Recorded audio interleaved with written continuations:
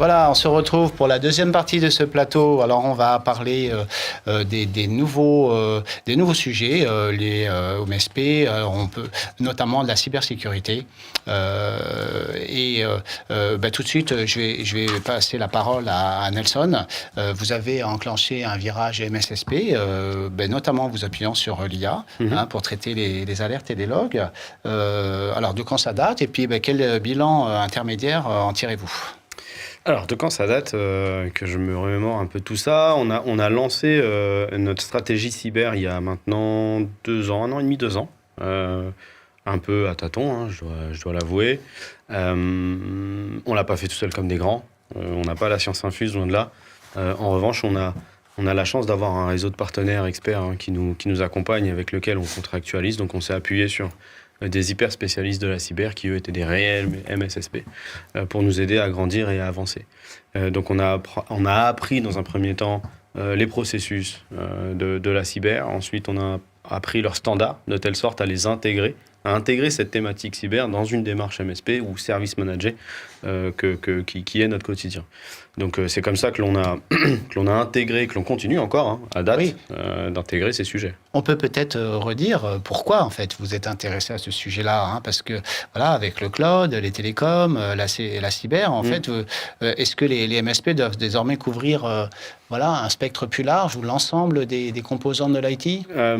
C'est un sujet qui me tient à cœur. On en avait parlé il y a quelques temps, à se dire ok, c'est quoi le futur du MSP, et moi je disais, et je continue à dire qu'un MSP pour moi est un incubateur de talent et de technologie. Et donc on se doit, pour répondre à cette question, on se doit nous d'être capable de pouvoir intégrer les thématiques majeures et les technologies majeures qui jouxtent finalement le quotidien de nos clients dans notre démarche et dans leur démarche. La cyber étant évidemment un point central, parce que finalement il est un peu un dénominateur commun de l'ensemble des technos que vous venez de citer. Donc c'est naturellement de cette manière-là qu'on a intégré la cyber dans notre démarche et qu'on continue de le faire, parce que en fait, c'est pareil, c'est des retours d'expérience, c'est de l'humain avant tout. On peut parler d'automatisation, de standardisation, d'outils, d'IA. C'est l'humain derrière qui va dicter notre capacité à faire et qui va dicter notre efficacité également à faire. Alors, Frédéric, vous m'entendez? Très bien. D'accord. Alors, demain, tous MSSP, comment vous approchez la chose, vous? Quelle est votre approche? Alors nous, on l'a déjà approché il y a longtemps. Je vais reprendre un peu les termes de Nelson, à tâtons au début, dicté par nos clients, la réalité qu'ils subissaient, les attaques de plus en plus fréquentes et sophistiquées.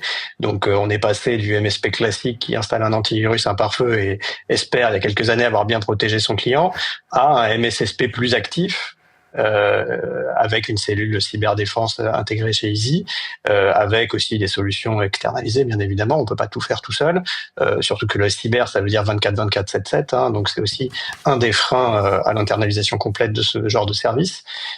Donc, est-ce qu'on va tous être MSSP? Je ne dicterai pas la politique stratégique de mes confrères et concurrents, mais je pense qu'effectivement, c'est naturel. Et là encore, je vais reprendre ce que disait Nelson, que j'aime bien dans le propos. On est un incubateur de techno.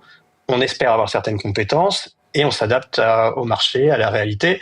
Si ChatGPT n'était pas sorti il y a une grosse année, tous nous bouleverser, on parlerait peut-être pas autant d'IA aujourd'hui. Forcément, on s'y intéresse beaucoup plus aujourd'hui parce qu'il y a eu un bouleversement. Donc, on est capable de comprendre certaines de ces évolutions, parfois de les prévoir, pas toujours.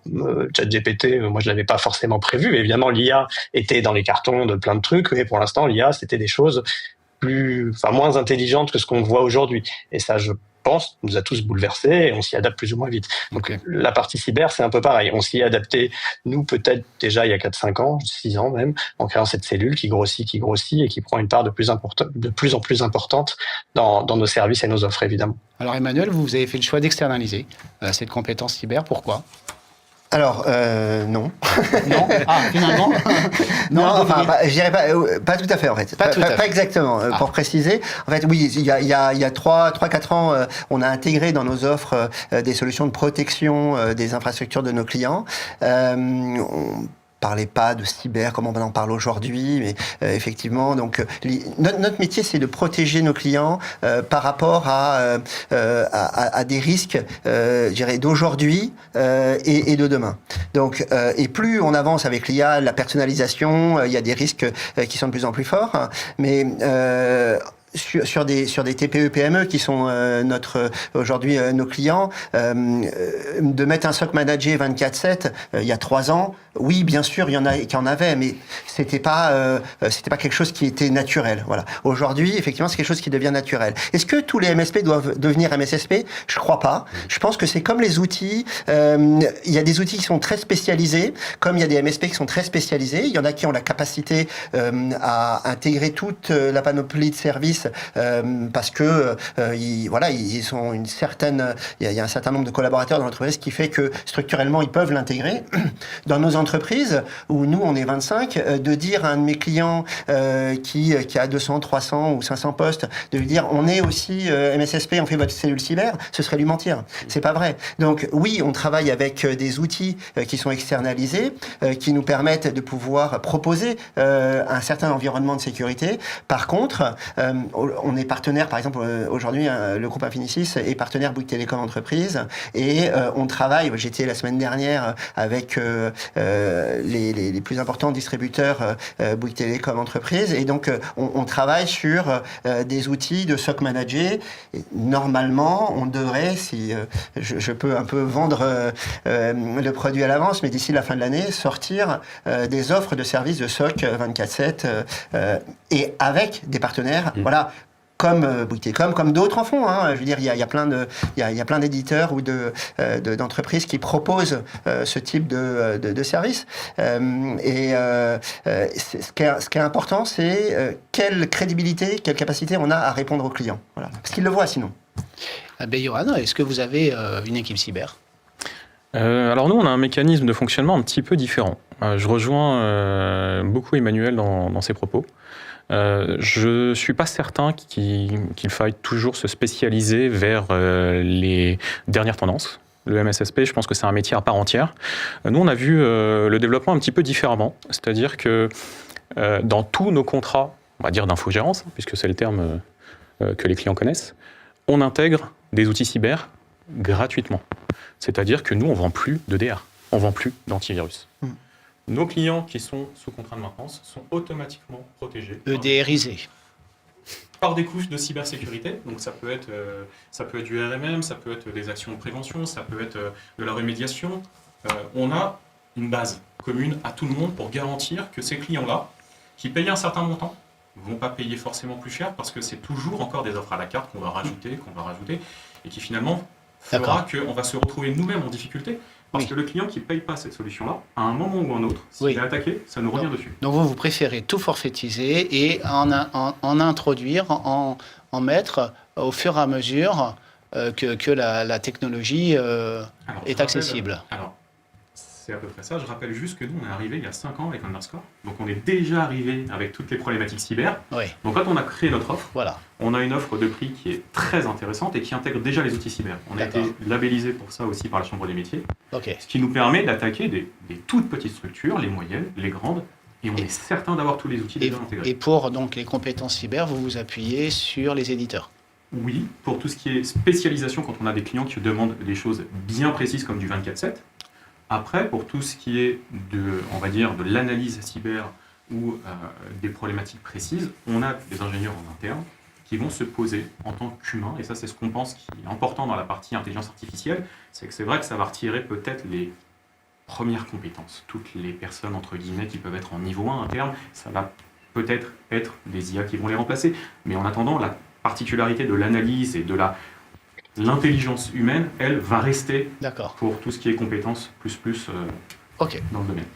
Alors, on va clore ce sujet et je voudrais qu'on passe à un sujet qui me semble aussi important, c'est le passage à l'échelle, la croissance, la scalabilité du modèle MSP.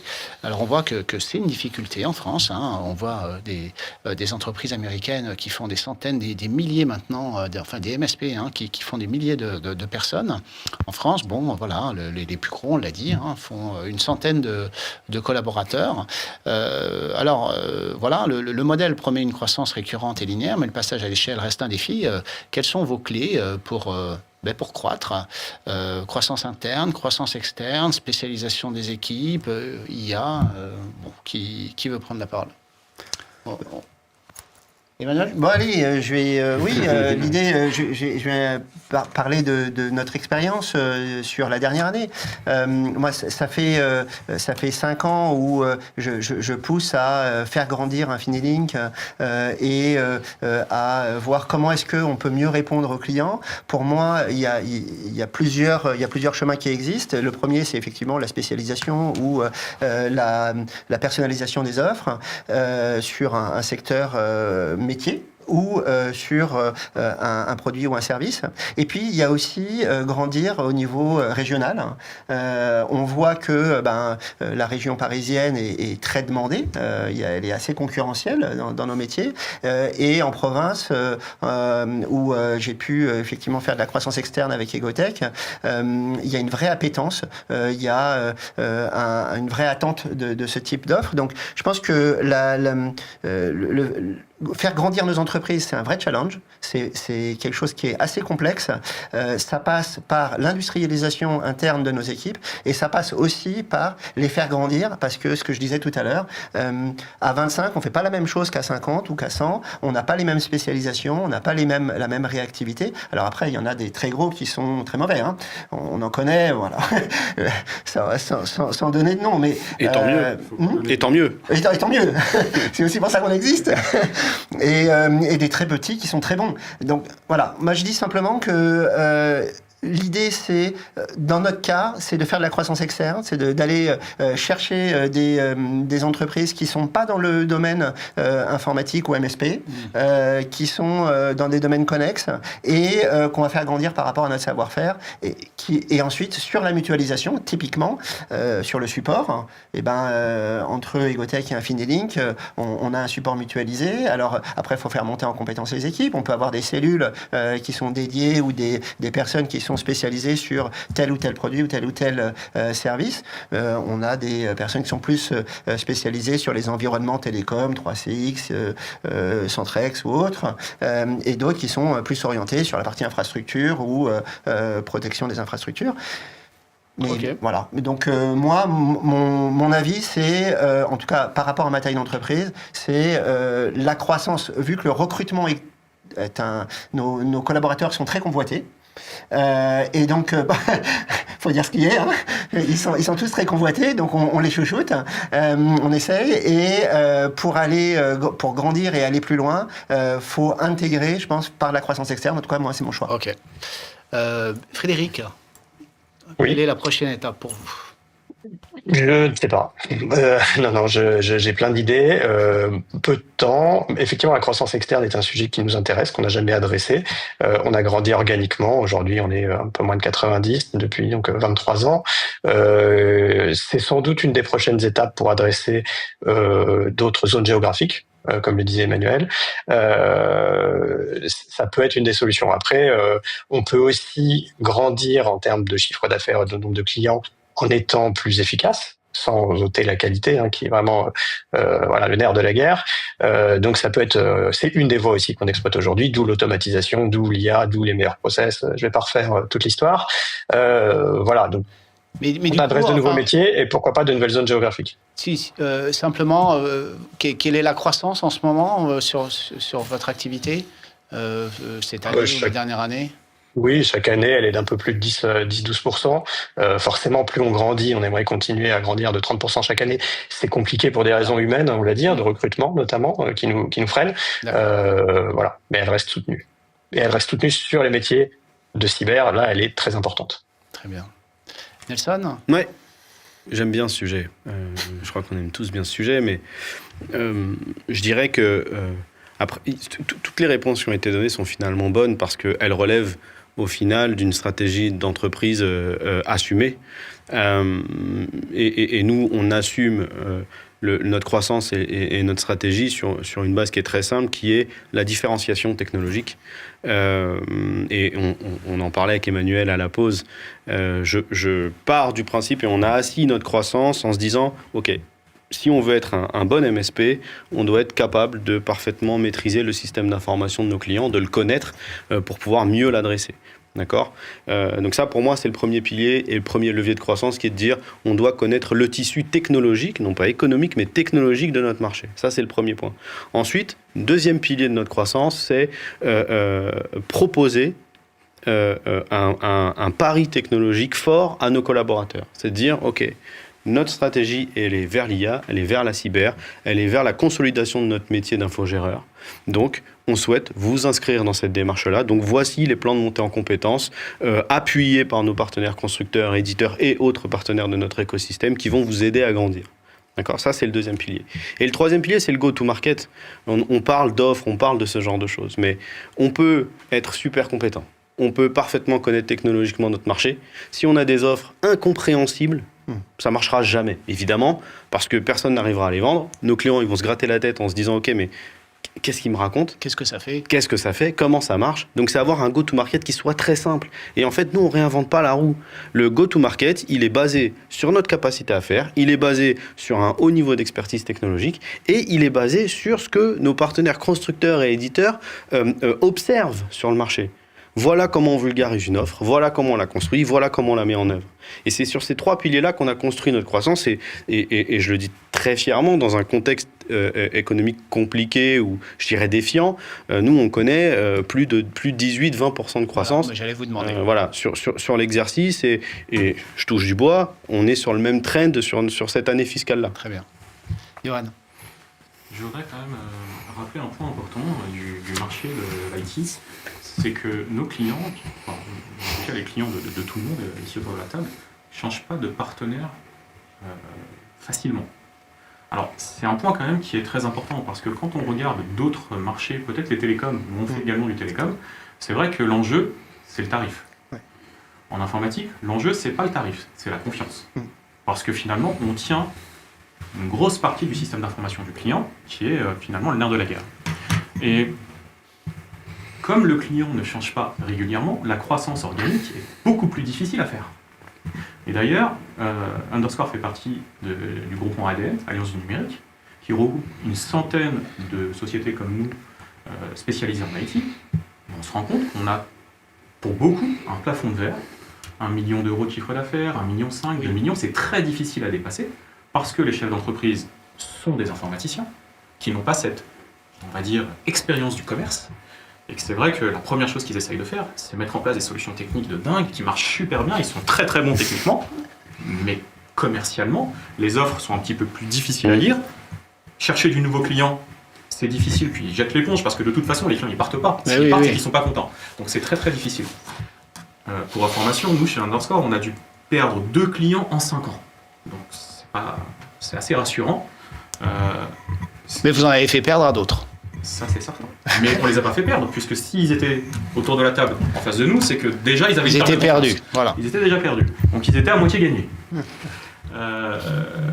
L'année dernière, il y a un an et demi de ça à peu près, on a fait une croissance externe. Donc on a racheté une entreprise de plus de 20 ans, une entreprise parisienne spécialisée en IT qui s'appelle 3 Informatique. Ça s'est très très bien passé, on l'a intégré et en fait on se rend compte effectivement que ça se joue sur 2 choses, la croissance finalement.